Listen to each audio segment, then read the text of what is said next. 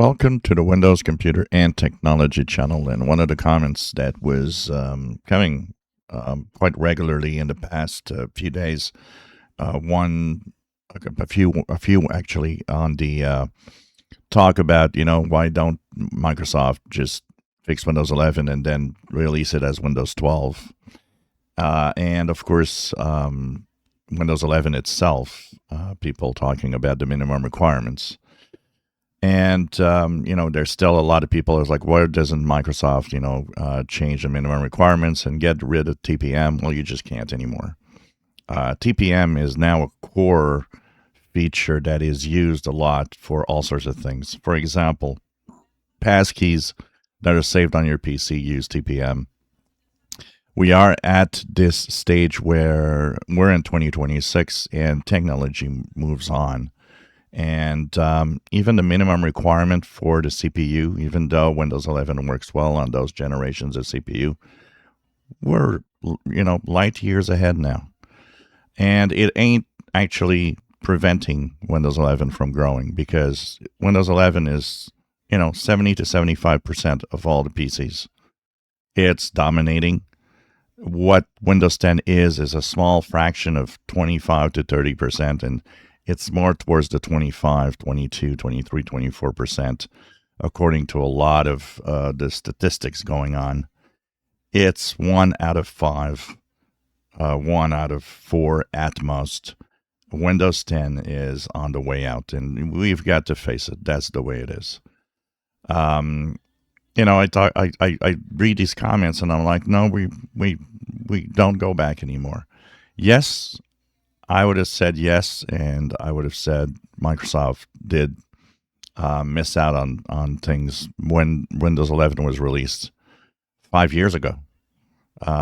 They were really blocking a lot of machines, but people have moved on. People are buying new PCs and to move to Windows 11. And those that are staying, well, there's options out there. You can still stay on Windows 10. So I think if you do not have the PC for Windows 11, stay on Windows 10 and use the options available. Right now you have the, still another year available until 2027. And there's zero patch that keeps your machine running. And that's fine. That will run on your PC. But we're at this time where now technology is moving on. And, well, at some point, there's a minimum requirement that has to be set.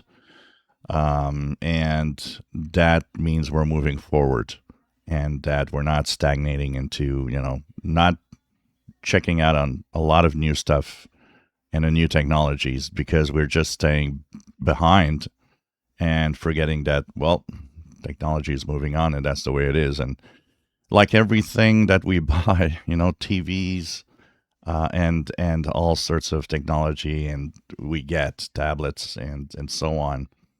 Phones, there's a new one, there's a new one, there's a new one. At some point, you're moving to the new one. And that is something that we are there now.